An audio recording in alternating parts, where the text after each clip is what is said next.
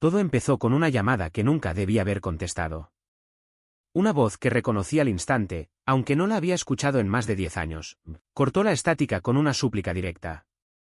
Reúnete conmigo. Solo una vez.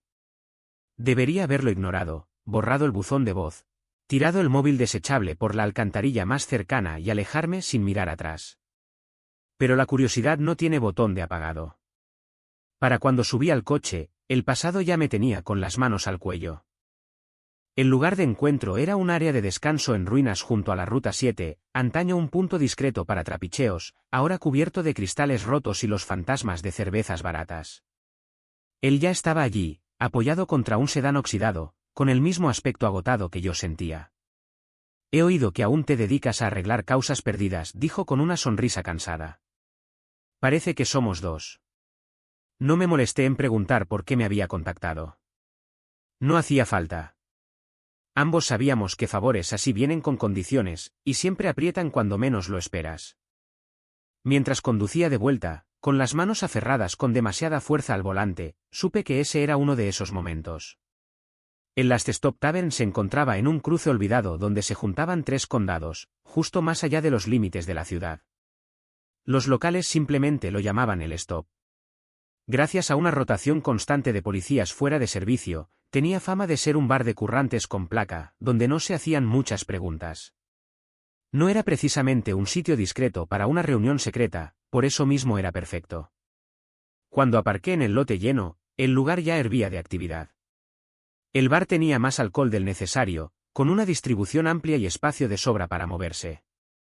Era el último viernes del mes, así que había ambiente, pero sin llegar a ser incontrolable. La vibra era ideal. Suficiente ruido de fondo para que mi charla con el sargento Tobias Lane pasara desapercibida, pero no tanto como para obligarnos a susurrar. En cuanto crucé la puerta, sentí el peso de todas las miradas. No era de extrañar, cuando eres el tipo que todos creen que mató a su esposa infiel y a su amante con placa, las sonrisas escasean. No hubo juicio, ni acusación formal, ni siquiera un cadáver.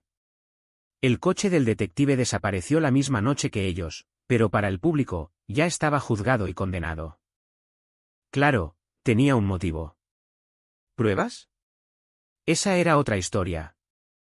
Afuera del juzgado, Tobias ya estaba esperando, visiblemente molesto porque había elegido un lugar público.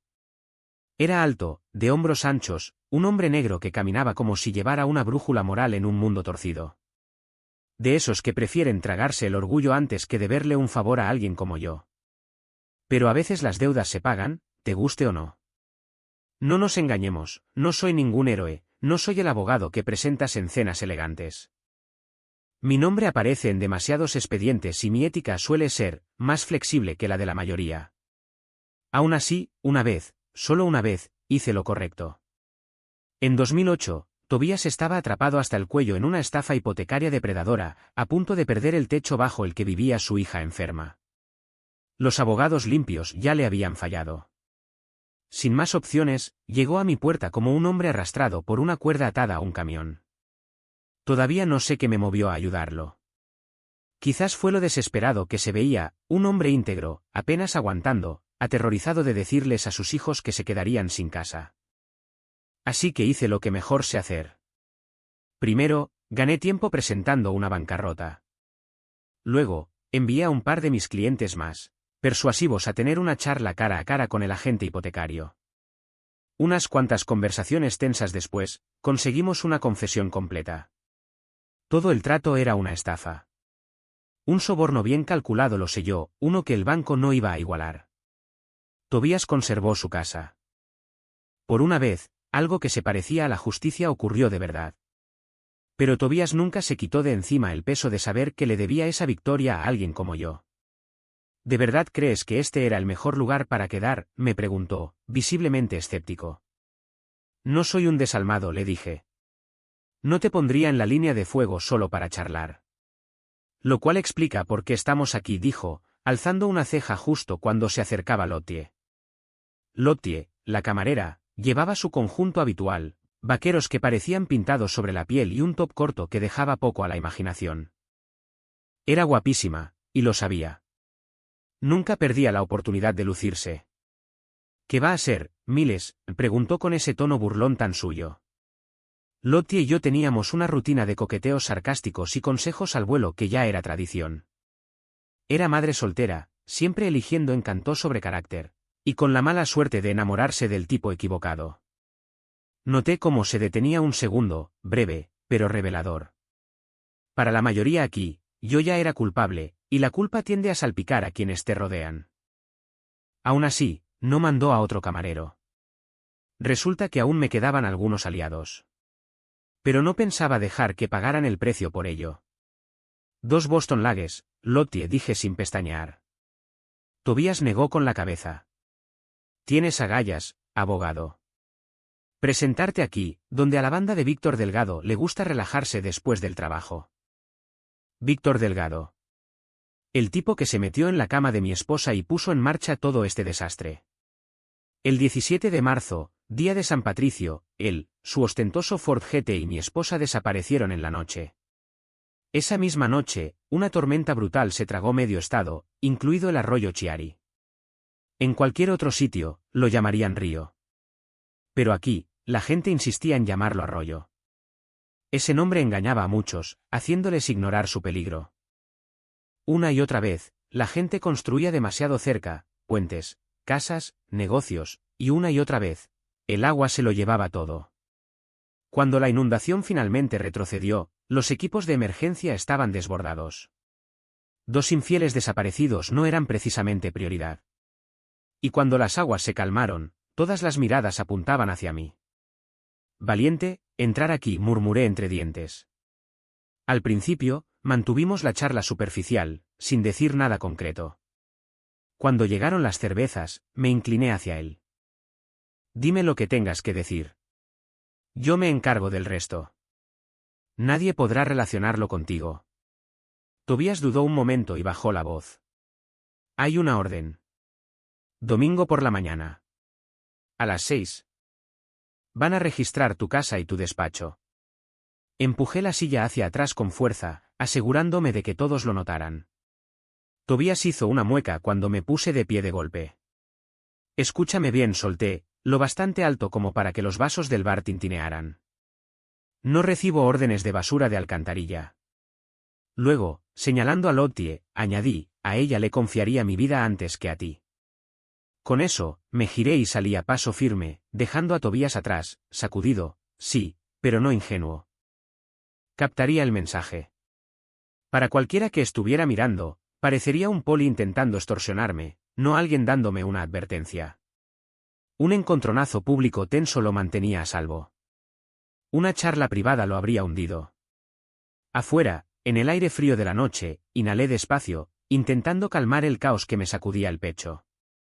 Este desastre era mío para limpiar, había dejado que las emociones me dominaran, algo que juré no volver a hacer.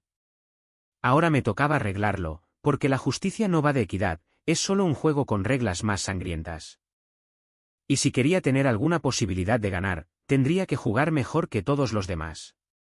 Aún así, las palabras del diario de Nina resonaban en mi cabeza como un enjambre de avispas furiosas. Cada frase dolía, cada página era otro puñetazo en el estómago. Nina Carter. Esposa. Mentirosa. La entrada del 1 de octubre decía. Lo vi de nuevo hoy. Alto, guapo y seguro de sí mismo, con el pelo como obsidiana pulida. Tessa dice que lo conoce, de verdad lo conoce. Se ha estado acostando con él. Es policía, probablemente me está vigilando. Algo relacionado con Miles. ¿Pero Miles? Solo es un abogado. No entiendo por qué alguien piensa que es peligroso. Sí, trabaja con criminales, pero es inofensivo. No me malinterpretes. Lo amo. Es estable, predecible, seguro. Pero quizá demasiado predecible. El tipo de hombre en el que puedes confiar, pero no desear. Tessa dice que el agente Víctor Delgado es impresionante. Lleva meses viéndose a escondidas con él, engañando a su marido. Mark y Miles son del mismo molde. Confiables. Aburridos. La única diferencia es que Mark reforma casas, y Miles defiende a degenerados. Tessa solo quería algo emocionante por una vez. ¿Y yo? 15 años de matrimonio, criando a una hija adolescente. Me siento como si ya debería estar tejiendo en un porche con un conjunto de punto. Las mujeres como yo ya no llamamos la atención de los jóvenes. Me hace sentir antigua. 15 de octubre. Miles está fuera de la ciudad. Otra vez. Últimamente apenas está en casa. Si fuera otro, sospecharía de una aventura. ¿Pero Miles? Es leal hasta el extremo, como un labrador envejecido, devoto, predecible, y completamente ciego a todo lo que no sea su trabajo. Al final cedí y me apunté al gimnasio, idea de Tessa, claro. Está obsesionada con el fitness y quería una compañera. No estoy tan fuera de forma, al menos no como Miles, que parece estar luchando torpemente con su crisis de los 40. Pero definitivamente necesito apretarme un poco. He duplicado mi carrera matutina de 1 a 2 millas, pero mi estómago y trasero aún necesitan trabajo serio. Quizás sea un síndrome del nido vacío anticipado. Quizá ponerme en forma llene el vacío. Quizá debería haber insistido más cuando Lila suplicó irse a un internado. Prácticamente hizo las maletas sola. Esa niña es todo ambición y frialdad, igual que mi madre. Mi madre todavía dice que desperdicié mi potencial como trabajadora social. Pero ayudar a la gente sí importa. Aunque, quizá Lila solo quería huir de los chismes sobre su padre. La gente habla, y las chicas adolescentes escuchan. Lo entiendo, pero eso no hace que la casa se sienta menos vacía. Lo vi de nuevo hoy. ¿Víctor? Estaba en mi gimnasio, y madre mía, se veía increíble. Su cuerpo parecía esculpido en piedra. Intenté no quedarme embobada, lo juro, pero esos pantalones cortos no dejaban nada a la imaginación. ¿Por qué sigue siguiéndome? Ni idea. Pero si tengo un acosador, podría haber sido peor. 17 de octubre. Víctor volvió a aparecer. Esta vez, me pilló mirándolo. No sonrió ni bromeó, solo me sostuvo la mirada, tranquilo e intenso. Fui yo quien tuvo que apartar los ojos. Tessa jura que le gusto, pero no entiendo por qué. A menos que esto siga siendo por Miles. Esa noche, me serví una copa de vino y me tumbé en la cama, intentando despejar la cabeza. Pero lo único que podía imaginar era a Víctor, su cuerpo, la forma en que se mueve. Y todo lo que imagino que hay debajo de esos pantalones. No quería pensarlo. Se sentía mal. Pero una fantasía no es traición, ¿no? Todo el mundo fantasea. 2 de noviembre. Fui a votar. No es que sirva de mucho.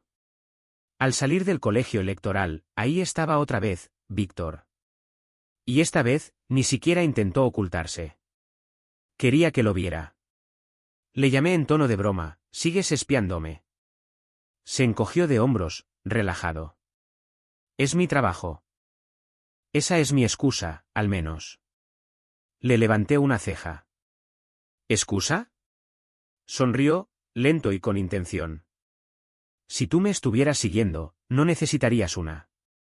Exacto, entonces, ¿por qué tú sí? ¿Te has visto en el espejo últimamente?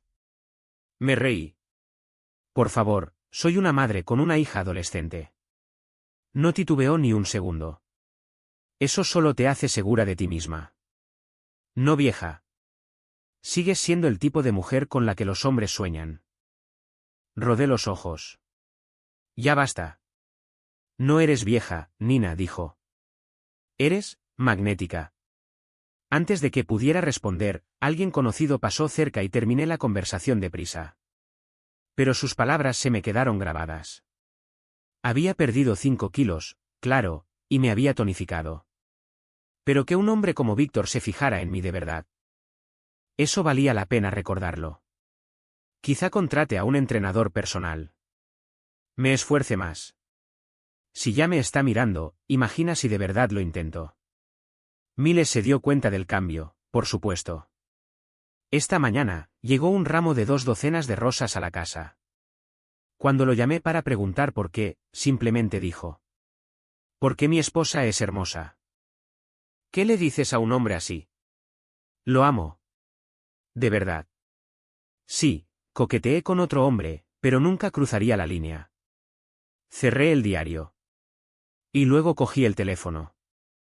Logan contestó al tercer tono, con la voz espesa de sueño. ¿Sabes qué hora es, abogado? Llevo llamando desde las 9, dije, sin emoción. Estaba trabajando, murmuró Logan Shaw.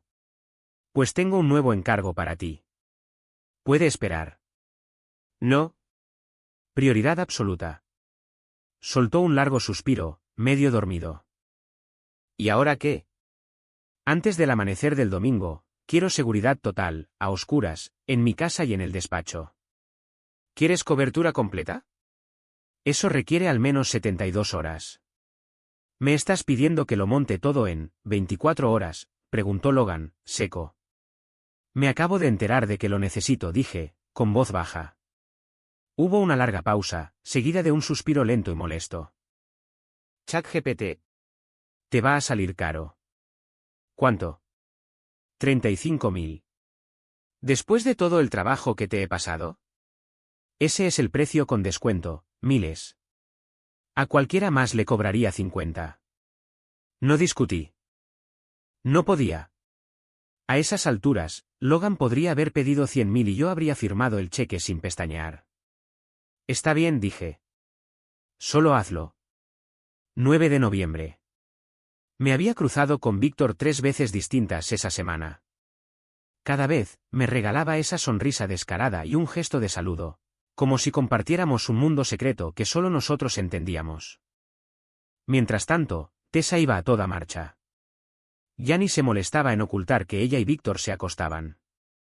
Según ella, era el mejor que había tenido. Él tenía 29 años. 8 menos que yo. Le pregunté si de verdad valía la pena destruir su vida por él. Ella solo se rió. Pregúntamelo otra vez después de que lo pruebes. Esa noche, cuando Miles cruzó la puerta, lo arrastré al dormitorio como una mujer desesperada. Tener a nuestra hija en un internado definitivamente tenía sus ventajas. Miles era bueno, siempre lo había sido.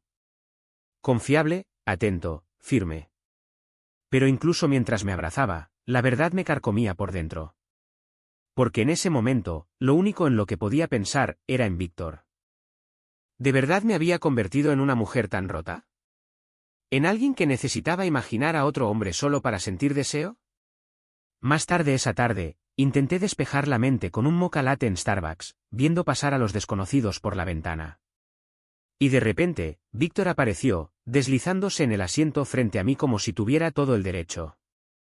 No dijo nada al principio. Solo me miró, dejando que el silencio se alargara hasta volverse insoportable. Finalmente, habló. Me reasignaron, dijo con calma. Parpadeé, confundida. ¿Qué? Entonces, ya no soy tu objetivo. ¿Qué significa eso exactamente? Se inclinó hacia adelante, con voz suave y medida. Significa que el departamento ya no te ve como parte de lo que sea que esté haciendo tu marido. Piensan que eres inocente. Y entonces, sin pedir permiso, puso su mano sobre la mía. Su agarre era firme, intencionado. Pero también significa que soy libre de decirte lo que he estado callando. Tragué saliva. ¿Y qué es? Que me gustas. Que quiero conocerte. De verdad. Víctor, estoy casada. Ni se inmutó. ¿Y? ¿Y qué significa exactamente, conocerme, para ti? Tomó mi otra mano, atrapándolas ambas entre las suyas, cálidas y seguras. Significa que eres una mujer hermosa atrapada en una vida que no la llena. Y mereces algo mejor. ¿Y Tessa, qué pasa con ella? Se rió entre dientes. Tessa fue solo físico. Está inquieta y aburrida. Ambos sabíamos que no duraría. Yo quiero más que solo sexo. Me miró directo a los ojos. ¿De verdad crees que elegiría a Tessa antes que a ti? La seguridad con la que lo dijo hizo que algo se retorciera dentro de mí. Nunca he engañado a Miles, dije, pero sonó más como una duda que una afirmación. ¿Él puede decir lo mismo?, preguntó Víctor, en un tono suave pero firme. ¿Lo has visto? ¿Qué piensas tú? Apretó mis manos con suavidad. Creo que sabes que mereces algo mejor. Solté sus manos de golpe, me puse de pie tan rápido que casi tiro el café. Tenía que salir de allí. Ese hombre, se me metía bajo la piel de formas que no entendía y no podía controlar. 1 de diciembre. Pasaron semanas sin ver a Víctor. No sabía si sentir alivio o decepción. ¿La verdad? Lo echaba de menos. Extrañaba cómo me hacía sentir, como si aún fuera deseable. Aún valiosa. Nunca había estado con nadie más que Miles. Pero la curiosidad es una droga peligrosa. ¿Cómo sería? Ceder. Estar con alguien como Víctor. Alguien más joven. Más fuerte. Hábil en formas que Miles ni imaginaría. Esa noche, mientras cruzaba el estacionamiento casi vacío frente a mi despacho, lo sentí. Esa sensación inequívoca de que alguien me estaba observando. Se me erizaron los vellos del cuello. Me giré. Ahí estaba él. Víctor, exclamé, con el corazón desbocado. ¿Me has asustado? ¿Qué haces aquí? ¿Ahora me estás siguiendo? Cerró la distancia entre nosotros y deslizó una mano por mi cintura, bajo el abrigo. Tenía que verte, susurró. No puedo dejar de pensar en ti. Debería haberme apartado. Pero la verdad era que yo también pensaba en él. Constantemente. Víctor, no, susurré. Por favor. No puedo hacer esto. No puedo traicionar a Miles. No respondió. En su lugar, me besó. Con fuerza. Ese tipo de beso que desconecta la razón, crudo, hambriento, aterrador. Y por mucho que quería apartarlo, no lo hice. Sentí la chispa, el calor, la pura necesidad. Te necesito, murmuró. Más que a nadie. Y tú también me necesitas. Lo siento. Y que Dios me perdone, le devolví el beso. Solo por un instante. Luego me invadió el pánico. Lo empujé y corrí al asiento del conductor, con los dedos torpes. Las manos me temblaban en el volante. No puedo, susurré. Quiero, pero no puedo. Y me fui sin mirar atrás. Domingo por la mañana. La redada. Ni siquiera tocaron la puerta. Justo al amanecer, 4 agentes con equipo táctico forzaron la cerradura y entraron. Probablemente esperaban encontrarme dormido. En cambio, estaba en la cocina, preparando huevos en una sartén de hierro fundido. El primero irrumpió en la cocina con un ariete en las manos. Espero que os gusten los huevos revueltos, dije sin expresión. No tuve oportunidad de decir más. Me agarraron, me arrastraron fuera de casa y me metieron en la parte trasera de una furgoneta policial como si fuera basura.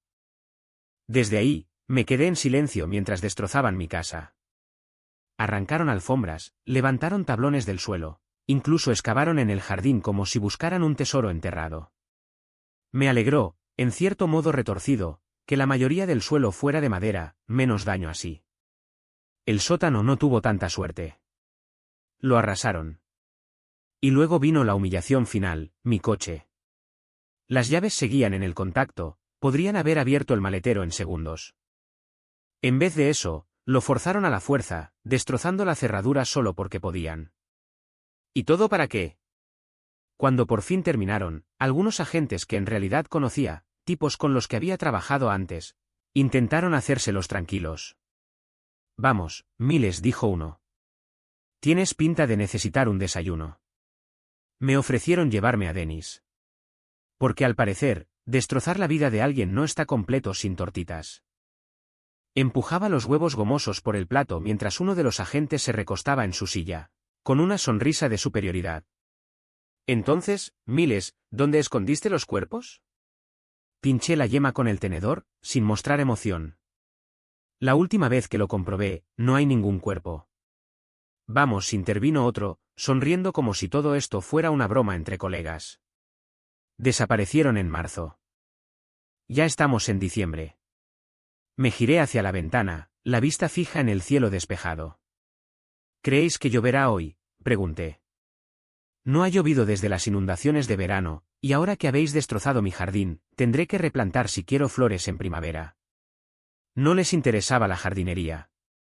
Querían sangre. O mejor, mi confesión.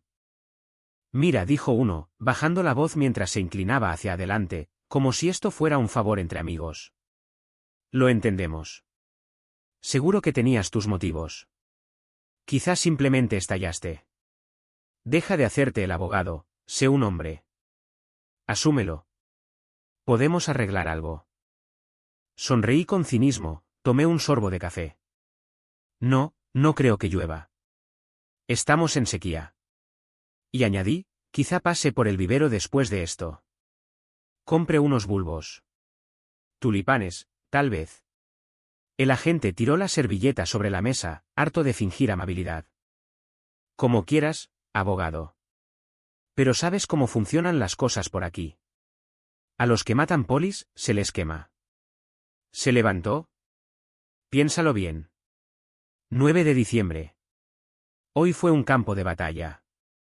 La llamada llegó justo después del amanecer, 5 niños en peligro inminente. Normalmente no acepto casos del Servicio de Protección Infantil, pero con la gripe arrasando el departamento y las fiestas a la vuelta de la esquina, todos hacíamos turnos triples. 5 niños menores de 7, todos del mismo infierno de casa. Habían visto a su madre ser golpeada casi hasta la muerte, por el hombre al que llamaban papá. Solo 2 eran hijos biológicos suyos, pero eso no importaba. Se suponía que debía protegerlos. En vez de eso, se convirtió en su peor pesadilla. Me negué a que los separaran o los enviaran a algún refugio frío gestionado por el condado a 2 semanas de Navidad. Pero los hogares de acogida no aparecen por arte de magia. A mediodía, encontré una opción, una pareja mayor, de unos 60, jubilados, enérgicos y con ganas reales de ayudar. Ella había sido enfermera. Él, ingeniero de tráfico. Para las 4 de la tarde, ya estaban verificados y aprobados para acogida de emergencia. Los niños estarían seguros, juntos, por primera vez, conocerían la estabilidad. Me sentí bien con eso. Hasta que llamó la policía estatal. Por supuesto, tenían un problema. Algo sobre las pensiones y los subsidios de acogida. Al parecer, como la pareja recibía una pensión estatal, alguien pensó que acoger a los niños sería doble beneficio. Golpeé el escritorio con la palma. ¿Te lo puedes creer?, me quejé con un compañero. Los niños presenciaron un intento de asesinato, y el Estado se preocupa por una maldita tecnicidad. Pasé la siguiente hora presionando a cada burócrata que pude localizar. La discusión escaló desde la oficina de distrito hasta el comisionado estatal de servicios sociales.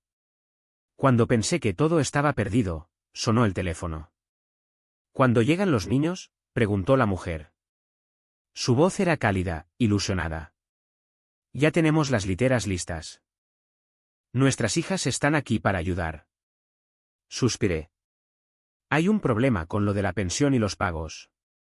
Dile al gobernador ese que se meta su dinero donde le quepa, interrumpió ella. Solo mándanos a los niños. Cuando se lo conté a la ejecutiva del condado, soltó una carcajada. A la mierda la burocracia. Entrega a los niños. Si el Estado quiere pelea, que la traiga. Casi eran las 8 cuando cerré el caso. No llegué a casa hasta las 9. Lo primero que hice fue quitarme el día con una ducha larga y caliente. Después, me envolví en una bata y me quedé allí, mirando el teléfono. Normalmente era Miles quien llamaba primero. A veces hablábamos durante horas. Otras, apenas un minuto. Sus clientes no eran de respetar horarios laborales, la mayoría necesitaban ayuda en mitad de la noche. Pero esta noche, quería oír su voz. Acababa de tomar el teléfono cuando sonó el timbre. Me quedé inmóvil, apretando el cinturón de la bata antes de entreabrir la puerta con la cadena puesta. Víctor estaba allí, como una mezcla de pecado y remordimiento. ¿Puedo pasar? No creo que sea buena idea. Sé que Miles está fuera. ¿Estás sola? Es tarde. Solo te pido un café. Nada más. No puedo. Puedes confiar en mí. No es en ti en quien no confío. Por favor. 10 minutos. No sé por qué, pero abrí la puerta. Nos sentamos en extremos opuestos del sofá, con las tazas de café entre nosotros como un tratado de paz. Mantuve la distancia. Incluso ajusté la bata para cubrir más piel, de pronto consciente de lo reveladora que era. Tranquila, dijo suavemente. No estoy aquí para aprovecharme. Solo supe que habías tenido un día duro. Solté el aire, agotada. Sí, podrías decirlo. Al principio, la conversación fue superficial. Segura. Pero a medida que la noche avanzaba, las barreras empezaron a caer. El café se transformó en vino. La pizza congelada apareció como por arte de magia. Y para medianoche, el ambiente había cambiado. Víctor bajó la voz. Nina, siempre seré tu amigo. Pero necesito que escuches esto. Me tensé. Siento algo por ti, algo más profundo de lo que sé expresar. Víctor, por favor. Solo escucha. Miles no es quien crees que es. Ahora mismo está en Nueva York. Reunido con cibercriminales y contrabandistas tecnológicos, ayudándolos a eludir la vigilancia. No son simples delincuentes. Son depredadores. Basta, dije. Eso no es justo. Ni siquiera está aquí para defenderse. Eres leal. Eso es admirable. Pero es justo contigo. No quiero hablar de esto. Te he observado, Nina.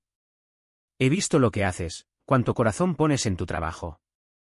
Eres demasiado buena para el mundo en el que estás atrapada.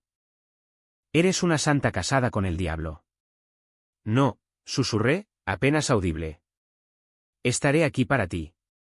Siempre dijo con dulzura. Sin saber cómo, ya estábamos más cerca. Sus dedos rozaron los míos. Su piel estaba cálida. Eléctrica. Y entonces, su mano se deslizó bajo mi bata. El estremecimiento que sentí fue imposible de ignorar. Su boca encontró la mía, hambrienta, segura, y peligrosamente buena. No lo detuve. Porque por primera vez en lo que pareció años, sentí. No apatía. No deber. No resignación. Vida. Los dos sabíamos a dónde nos llevaba aquello. Y ninguno hizo el menor esfuerzo por detenerlo. Hasta que sonó el teléfono. El sonido fue agudo, invasivo. La realidad se estrelló contra nosotros como un martillo. Llevaba sonando lo suficiente como para significar una sola cosa. Miles, exclamé, apartándome de Víctor como si me hubiera quemado. Agarré el teléfono, intentando controlar la respiración. Solo quería saber cómo estabas, dijo Miles con suavidad. ¿Te desperté? Perdí la noción del tiempo. Al otro lado de la sala, Víctor soltó un suspiro silencioso. Su mirada se quedó fija en mí, larga, decepcionada, tal vez incluso aliviada, antes de darse la vuelta y marcharse sin decir una sola palabra. La llamada de Miles me había salvado. Me detuvo antes de cruzar la línea. Pero sentada allí, con el corazón desbocado, no pude evitar preguntarme, ¿de verdad quería ser salvada? La oficina del fiscal seguía igual, fría, sin color, aplastada por ese gris burocrático que lo empapaba todo. Mismas sillas de gobierno, mismo zumbido fluorescente. Sierra Vaughan estaba sentada frente a mí, puro ego y ambición, sostenida por el apellido de su padre, un ex senador que había escapado de toda red legal pero aún manejaba suficientes hilos como para colocarla allí. Para ella, yo no era un abogado defensor. Era una acusación ambulante. ¿Dónde está el arma, señor Carter?, preguntó, con voz ensayada, fría. No la encontramos durante el registro. Parpadeé. ¿Arma? Una Smith Wesson 44 Magnum. Registrada a tu nombre. Desaparecida. Estaba en mi mesilla de noche, dije, recostándome. ¿Me estás diciendo que ha desaparecido? Cruzó las manos. Miles, todo sería mucho más fácil si simplemente fueras honesto. Sonreí con ironía. Entonces empecemos contigo o qué encontraron exactamente. A su debido tiempo, dijo con una media sonrisa. Entonces yo también responderé a su debido tiempo, repliqué, poniéndome de pie. Deslizó un papel por la mesa. Estás citado ante el gran jurado. Lo tomé sin sorpresa. Ya lo esperaba. Tenía en el diario. Cada palabra. Cada secreto que Nina había garabateado en esas páginas. Tenían la aventura, las mentiras, las dudas que yo tanto me había esforzado en ignorar. Y ahora iban a retorcerlo todo para fabricar un motivo, para incriminarme con los restos de la traición de mi esposa. Para alguien como Sierra Vaughan, esto no era una investigación criminal, era una historia de amor trágica. Dos amantes prohibidos. Un marido celoso y vengativo. El guión de siempre. Pero mi versión era distinta. Y mi dolor también. Entre los muchos destrozos de la redada estaba el escritorio antiguo de Nina. Era una pieza delicada, hermosa, estrecha y elegante, algo salido de la era colonial, de esos muebles que ella soñaba tener cuando no teníamos nada. Llevaba meses sin tocarse en el escaparate de una tienda de antigüedades venida a menos. Nina solía detenerse frente al cristal, como una niña viendo un escaparate navideño. Por entonces, apenas estábamos casados. Lila daba sus primeros pasos, Nina enterrada en clases nocturnas, y yo era un abogado sin nombre sobreviviendo con migajas como defensor público. Ahorré cada centavo posible, decidido a comprarle ese escritorio para nuestro aniversario. Cuando finalmente entré a la tienda, lleno de planes, el escritorio ya no estaba. Estuve a punto de irme, destrozado. Pero el dependiente miró en la trastienda. Solo lo habían movido. Lo mandé a casa esa misma noche. Nina lloró cuando lo vio. Con los años, la vi sentarse allí, corrigiendo trabajos, tomando notas de casos, escribiendo cartas que nunca enviaba.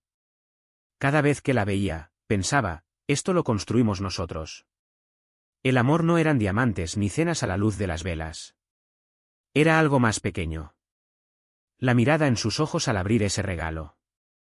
La primera vez que Lila se sostuvo de pie. Aquel minúsculo piso que convertimos en hogar. Eso es lo que hace un matrimonio. Y ahora ese escritorio, el que representaba todo lo que habíamos tenido, estaba astillado, los cajones destrozados, abierto en canal como el resto de nuestra vida. Y sí, había cerrado con llave el cajón donde estaba el diario a propósito. Quería que lo encontraran. Pero ver esa destrucción con mis propios ojos lo hizo demasiado real. Nina se había ido. No solo físicamente, de verdad se había ido. La fiscalía filtró el diario en cuestión de días. De pronto, Sierra tenía un relato perfecto para los medios. Ya nadie susurraba, ahora gritaban. Nina y Víctor Delgado no solo tenían una aventura.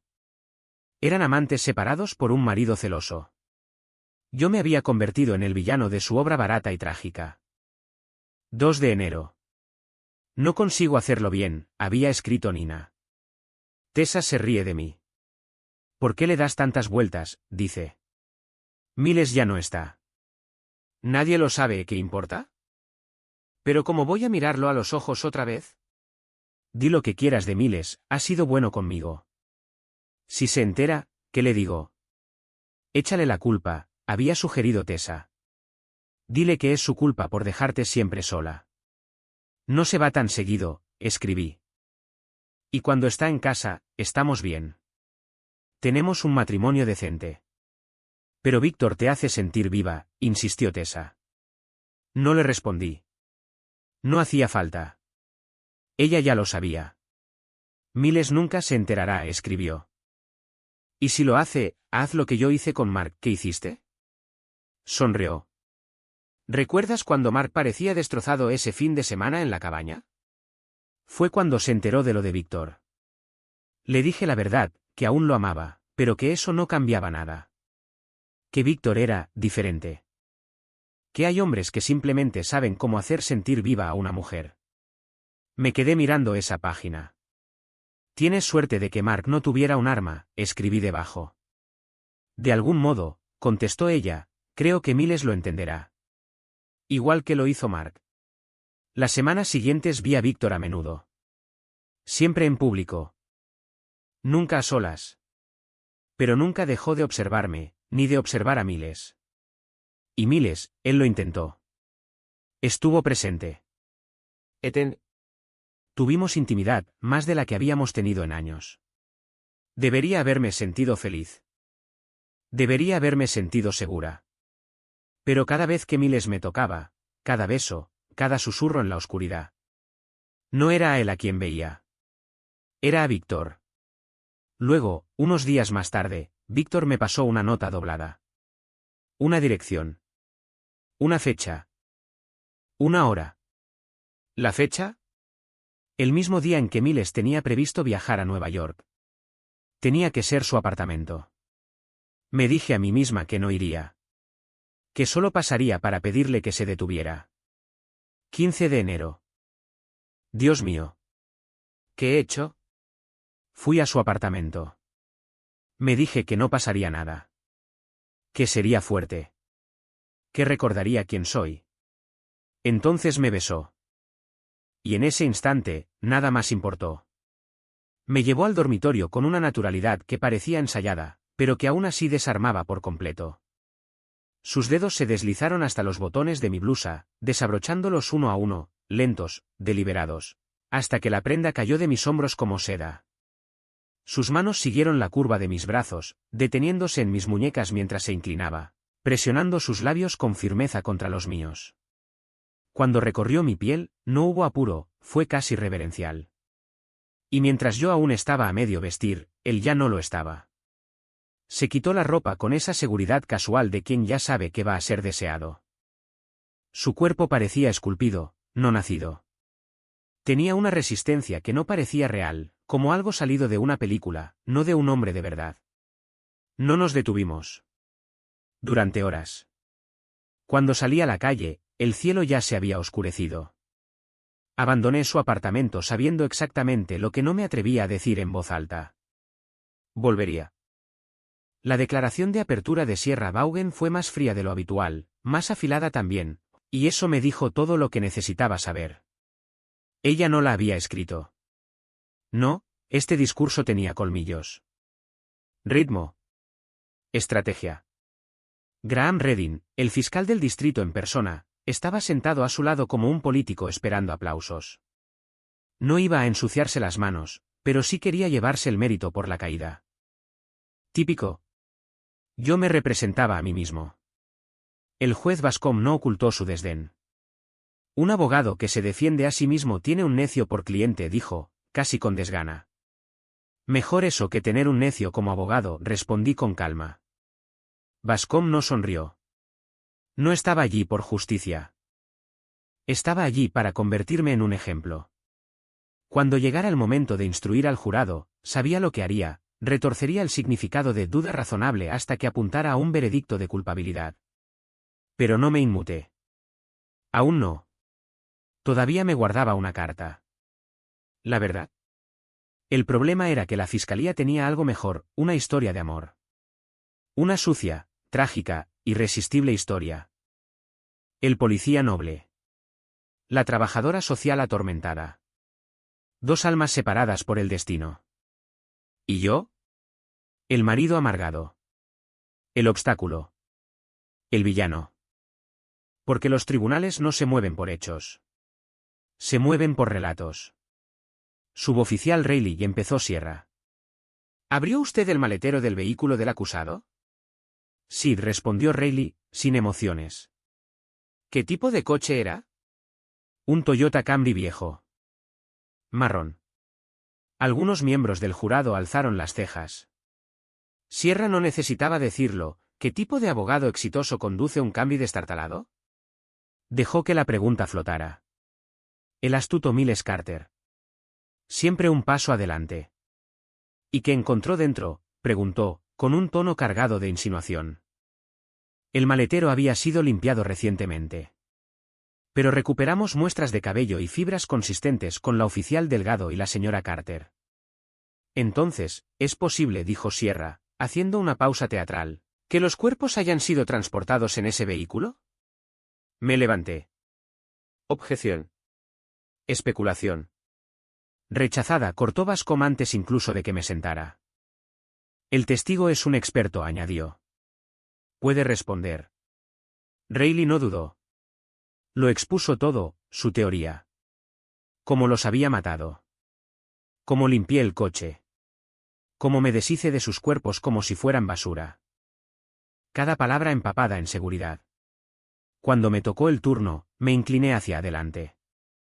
Suboficial, si mi coche fue usado para mover los cuerpos, ¿dónde está el Mustang de Víctor Delgado?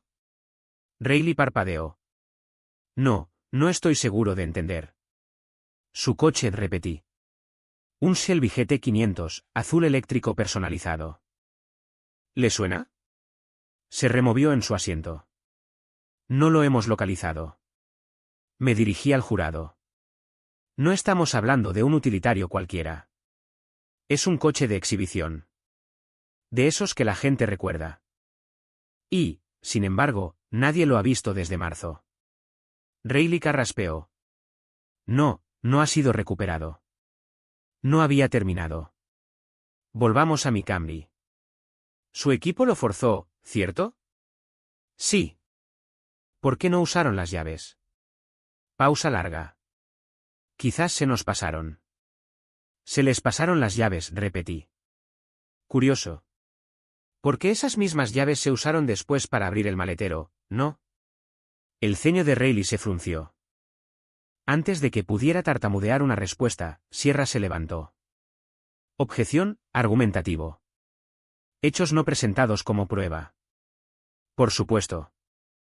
No quería verdad. Quería sangre. El siguiente testigo, el investigador Kimen. Contó al jurado cómo su equipo había arrancado la alfombra del sótano y descubierto manchas de sangre antiguas debajo. ¿Pudieron identificar la sangre?, preguntó Sierra. No, admitió. La muestra estaba demasiado degradada. Pero detectaron lejía en la zona. Sí. La lejía se usa comúnmente para limpiar escenas del crimen, ¿verdad? Sí, dijo, saboreando el peso de su respuesta.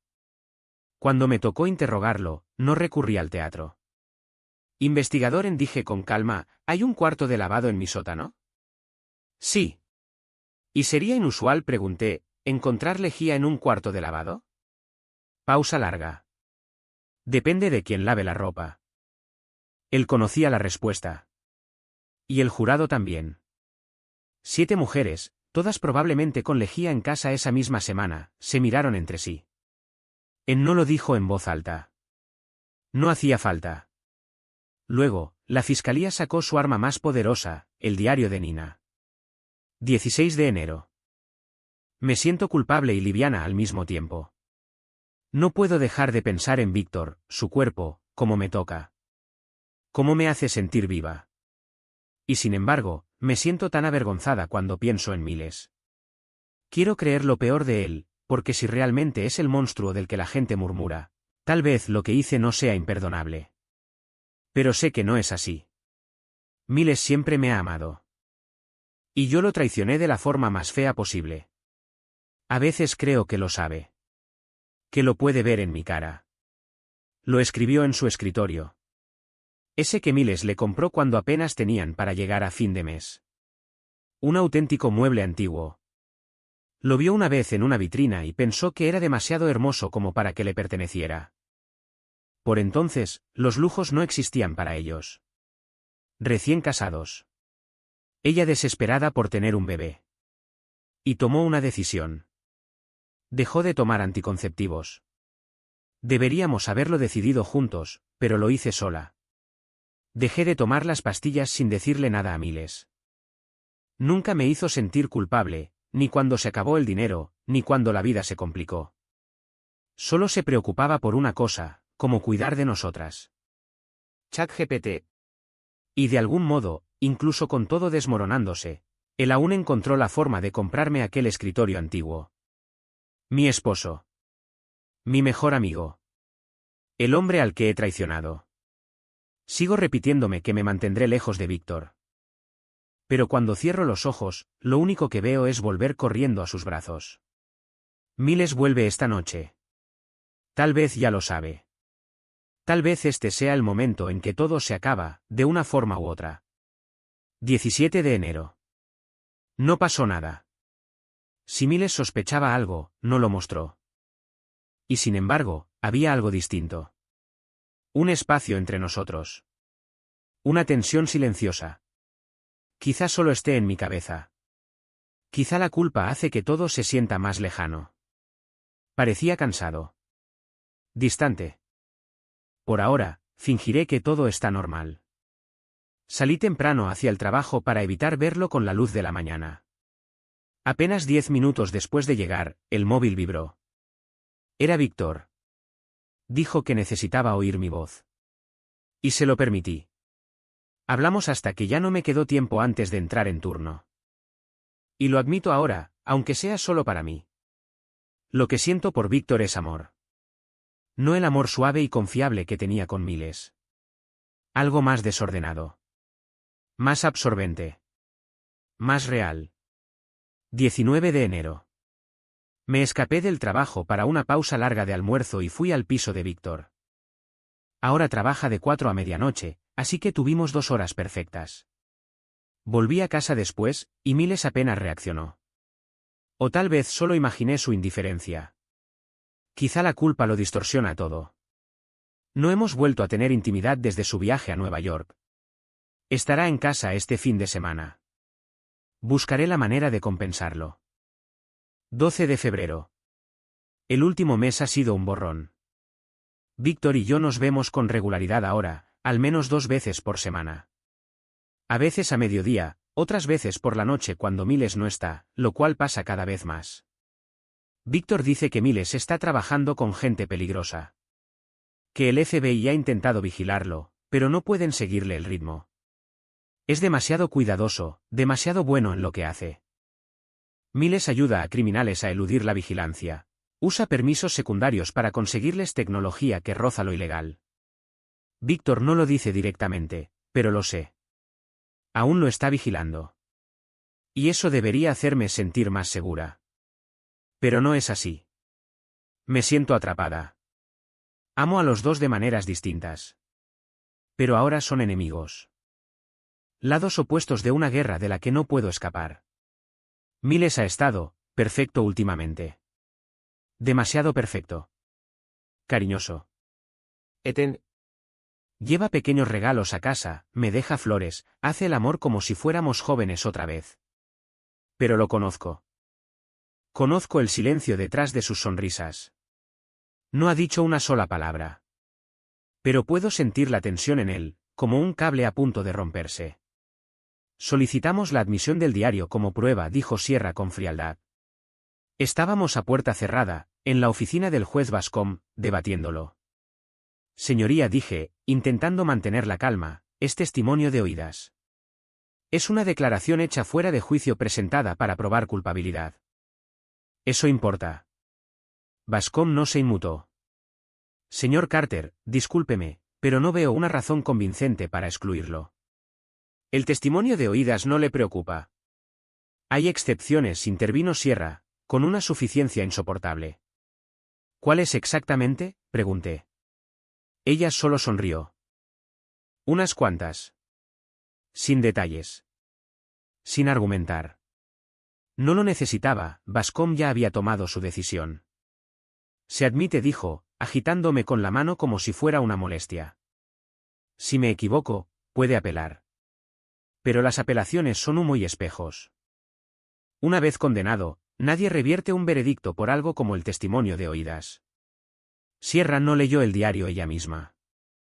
Le dejó ese honor a una de sus pasantes, una joven de voz suave y ojos grandes, con la dosis justa de inocencia para vender el drama.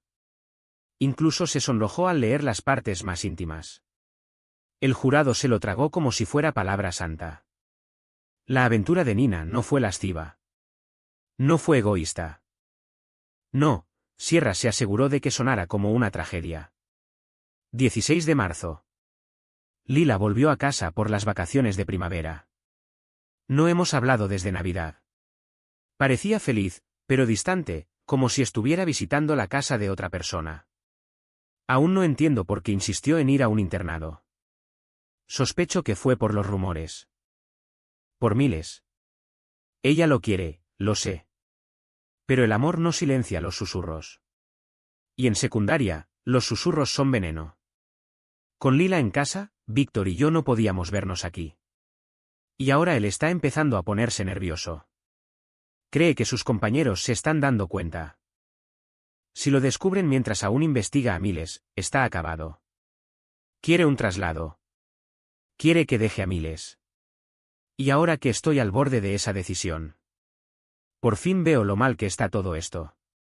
Lo que le estoy haciendo a Víctor, a Miles, a Lila. Es cruel. Volver a ver a mi hija fue como una bofetada. He estado viviendo en una fantasía. Y ahora la realidad está aquí, esperando. Soy su madre. Soy la esposa de Miles. Ellos no se merecen este dolor. No por mi culpa. ¿Y si decido terminar esto con Víctor? Sí, dolerá. Pero el dolor que sentiré no se comparará al desastre que dejaría atrás si sigo con esto. Por primera vez en meses, lo veo todo con claridad. Esto no era amor. Era obsesión. Adicción. Mañana lo terminaré. Él no estará solo por mucho tiempo. Tessa ha estado al acecho, esperando su oportunidad. Es más joven, más guapa. ¿Y Mark? Está indefenso. No puede hacer nada para detener a Víctor. Pero todos repiten que Miles tampoco haría nada. Que Miles no es ese tipo de hombre. ¿Haría daño Miles a Víctor si lo supiera? No quiero creerlo. No puedo creerlo. Nunca me ha puesto una mano encima. Siempre ha sido paciente, tierno, bueno. Pero entonces, oigo lo que la gente dice. Y me entra la duda. Víctor está convencido de que Miles es peligroso. Que debería tener miedo. Y quizá tenga razón. Pero cuando miro a mi marido, no veo a un asesino. Veo al hombre con el que me casé. Al padre de mi hija. Al hombre que, incluso ahora, sigue intentando hacerme sonreír. Mañana lo terminaré. Va a doler, pero tiene que hacerse. Tomé el teléfono y llamé a Tessa. Le dije que contactara con Víctor pasado mañana. Iba a necesitar apoyo, y ella llevaba meses esperando su turno. Que sea su hombro. La pasante cerró el diario con delicadeza, y luego levantó la vista hacia el jurado con unos ojos grandes, tristes. Parpadeó una vez, en el momento exacto. Los labios entreabiertos, como si el peso de las palabras de Nina la hubiera sacudido hasta el fondo. Era teatro, cada gesto, cada pausa, cada inflexión cuidadosamente ensayada. No estaba leyendo un diario. Estaba ofreciendo un requiem por una historia de amor que la fiscalía había esculpido en mito. Nina y Víctor, amantes trágicos. ¿Y yo? El villano del que tenían que escapar. Un monstruo sin corazón que se interponía entre ellos y algo puro. Pero sentado allí, escuchando las palabras de mi esposa, no oí romance. Oí arrepentimiento. Lo que la fiscalía vendía como devoción, yo lo reconocí por lo que era, remordimiento. Nina se había dado cuenta, demasiado tarde, de que Víctor no era un salvador. Era un manipulador. La persiguió a sabiendas de que estaba casada. La observó. La siguió. Y ella lo permitió, hasta que finalmente entendió que había cometido un error. Me había elegido a mí. Había elegido a nuestra familia. Pero para entonces, ya era demasiado tarde. Quizá Víctor realmente creyó que la estaba salvando. Quizá creyó los rumores. Pero las intenciones no cambian los resultados. Esperaron demasiado. Y lo que encontraron al final no fue libertad. Fue la muerte. Si Nina hubiera sido honesta antes. Si hubiera terminado todo cuando supo que estaba mal. ¿Seguirían vivos? No tenía tiempo para ahogarme en hipótesis. Estaba luchando por mi vida. El jurado ya había tomado una decisión. Lo sentía, el cambio en el aire, la tensión tras la lectura. Tenía una fila de testigos preparados. Pero solo uno importaba de verdad. Logan Shaw. Para el jurado, era solo otro experto más. Su testimonio venía acompañado de montañas de documentos, gráficos, esquemas, jerga técnica que nadie iba a recordar. Pero oculto en la página 439 de su informe estaba la única línea que importaba. Grabaciones de vigilancia. Empezamos por su historial. Licenciatura en Ingeniería Eléctrica por RIT. Inteligencia militar. 20 años en el FBI. Un currículum que no se puede falsificar. Lo que no dije. Cruzó al otro lado después de retirarse. Los mismos criminales que antes perseguía ahora le pagaban generosamente para mantenerse un paso por delante. Logan Shaw era un cazador de fantasmas de vigilancia. Y en este juicio, era mi cazador. Señor Shaw, ¿ha trabajado para mí antes? Sí. Varias veces. ¿Cuál fue el último encargo? Instalé un sistema de seguridad de espectro completo en su casa y oficina, cada habitación, cada entrada, interior y exterior. ¿Nombre del sistema? Lo llamamos Black Cover. Está diseñado para detectar amenazas ocultas. ¿Qué tipo de amenazas? Acceso no autorizado. Manipulación de pruebas. Vigilancia ilegal. Plantado de evidencia. ¿Y en este caso, descubrió algo sucio? Asintió con una sola vez. Sí. Mi equipo grabó al sargento Reilly sacando las llaves de su cambi y usándolas para abrir el maletero. Luego, colocó una bolsa con fibras y restos en su interior. Un murmullo se propagó por la sala. El jurado se inclinó hacia adelante. Poco después, continuó Shaw, Reilly regresó con su equipo, forzó el maletero con una palanca, y de forma milagrosa, descubrió las mismas pruebas que él mismo había plantado. Sierra Vaughan saltó de su asiento. Objeción. Rechazada, dijo Bascom sin siquiera alzar la vista. Que el jurado escuche el resto. Me hice a un lado. Y dejé que el vídeo hablara. El jurado observó, en silencio absoluto, mientras Reilly me incriminaba, cuadro por cuadro. Ahí estaba, cada fibra de evidencia siendo colocada como basura. Y luego descubierta teatralmente solo unas horas más tarde. Y eso no era todo. Shaw habló del sótano. El investigador dijo que se encontró sangre bajo la alfombra, explicó. Pero antes de eso, grabamos a un oficial entrando al lugar con un vial de líquido rojo. Minutos más tarde, apareció esa muestra de sangre. No había coincidencia de ADN. Nunca la hubo. Lo que tenían no era evidencia. Era una farsa. Sin cuerpos. Sin arma homicida. Sin prueba definitiva de que siquiera hubiera ocurrido un crimen. Todo lo que tenían era un detective desaparecido. Una mujer desaparecida. Un coche desaparecido. ¿Y ahora? Eso ya no era suficiente. El jurado no tardó. No culpable.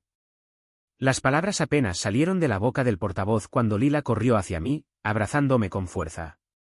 Nunca dudó de mí. Y eso contaba para algo. La mayoría de los demás no estaban tan seguros. Para ellos, me salí con la mía. Y tal vez así fue. Ningún oficial fue sancionado. Nadie fue acusado por intentar enterrarme con mentiras. Se marcharon limpios. Pero al hacerlo, me hicieron un favor. Porque si hubieran esperado, si hubieran jugado a largo plazo, habrían encontrado algo real. Pero la naturaleza tiene su propio calendario. La estación seca se alargó.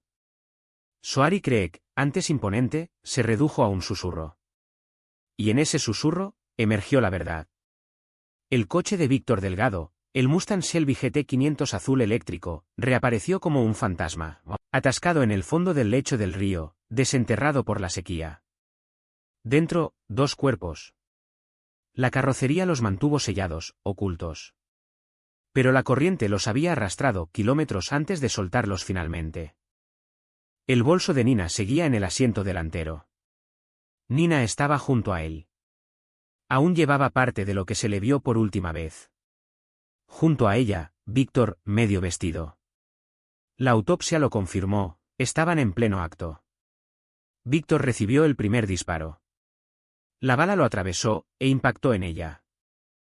Encontraron el arma desaparecida. La registrada a mi nombre. Oculta bajo el asiento del pasajero. La misma que había desaparecido de mi casa. Si la policía hubiera esperado, solo esperado, el arroyo les habría entregado la verdad. Pero en vez de eso, dejaron que el diario los cegara. Construyeron una fantasía, dos amantes asesinados por un esposo celoso. Lo apresuraron. Necesitaban un villano. Y me entregaron una absolución. ¿Ahora? La policía me odia. El público está dividido. Pero mis clientes. Ellos ven a un hombre que venció al sistema, a las probabilidades, y humilló al Estado. Sobreviví. Gané. Ahora soy intocable.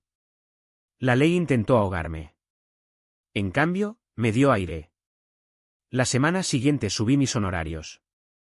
Contraté a un nuevo asociado, joven, brillante, limpio, sin escándalos. Y así, estaba de vuelta. No solo de vuelta, más grande que nunca. Lottie deslizó una cerveza fría por la barra con su sonrisa de siempre, sutil, sin estridencias. No dijo palabras de aliento, no hacían falta. La certeza tranquila en su mirada lo decía todo. No necesitaba decir que creía en mí. Lo demostraba. Ahora estábamos en Chambers, un sitio nuevo en la ciudad. Había dejado el Falcons Rest un mes antes, y por lealtad, la seguí. Así es como funcionó. La lealtad se gana con lealtad. Los parroquianos de Chambers me respetaban. No porque creyeran que era inocente, sino porque había vencido al sistema. Porque sobrevivía a él. Para ellos, no era un criminal. Era un hombre que le plantó cara a la máquina, y ganó. Me llamaban un antihéroe. Y me parecía perfecto. A Sierra Vaughan no le fue tan bien.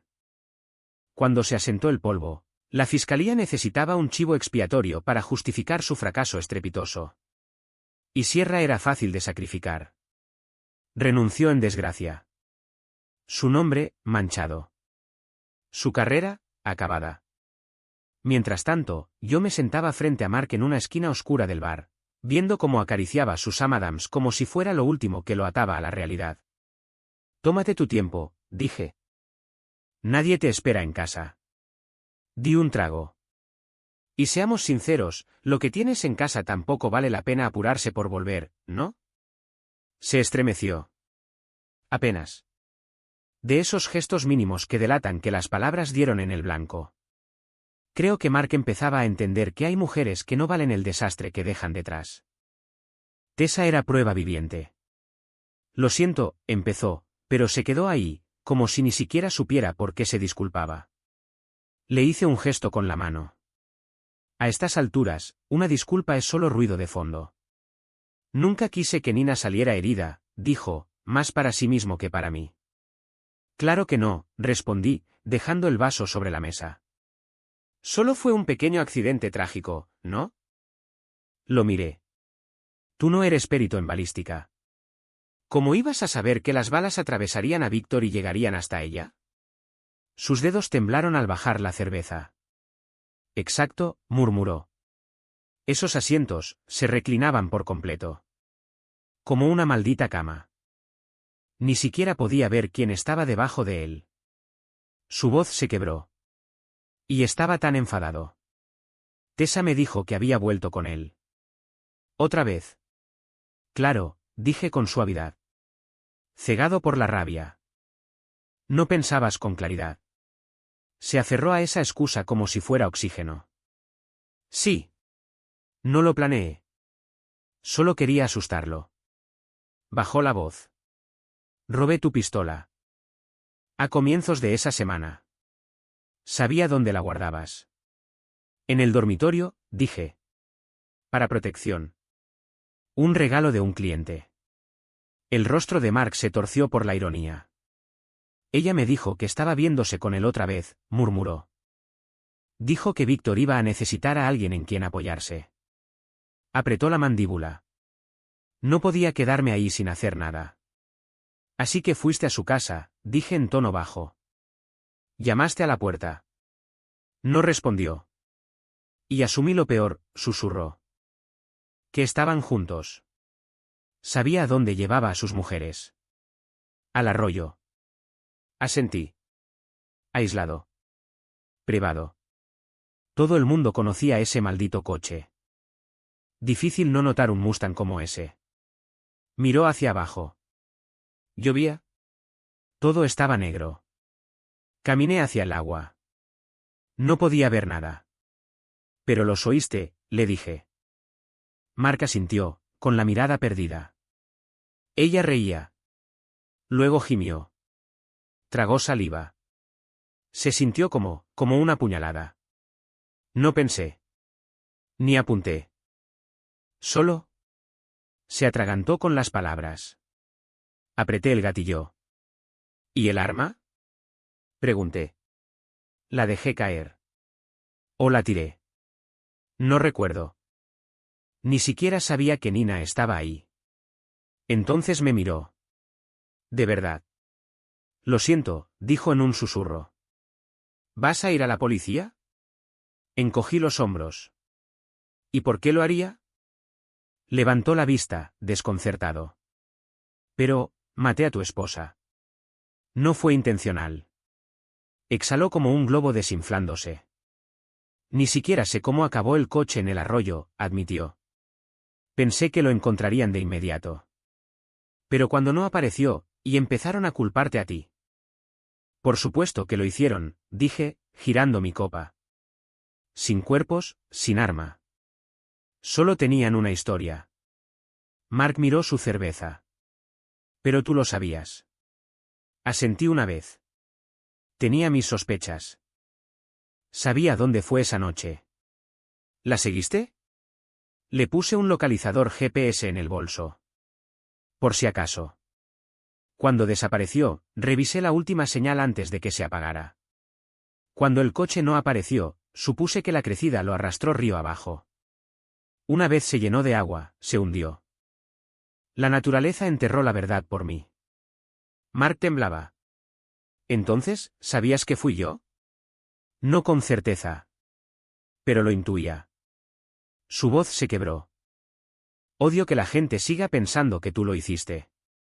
Me miró, suplicante. Tienes que entregarme. Suspiré.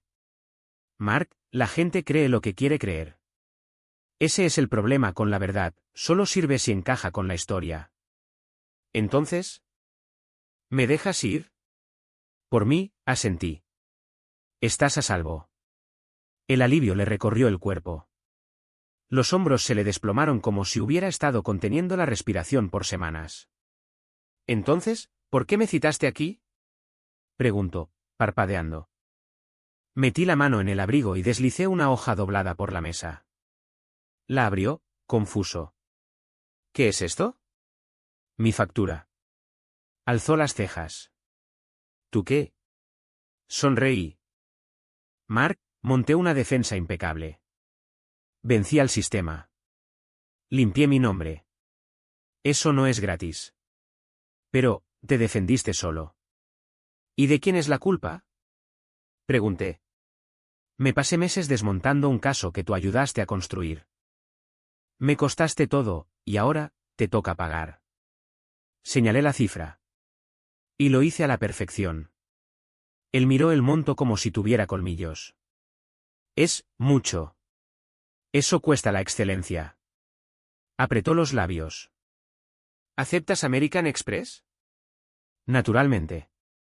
Creo que parte de él se sintió aliviado. No lo estaba castigando. Pero tampoco lo absolvía.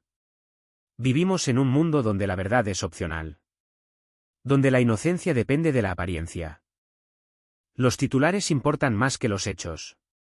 Y cuando el sistema está así de roto, no confías en la justicia.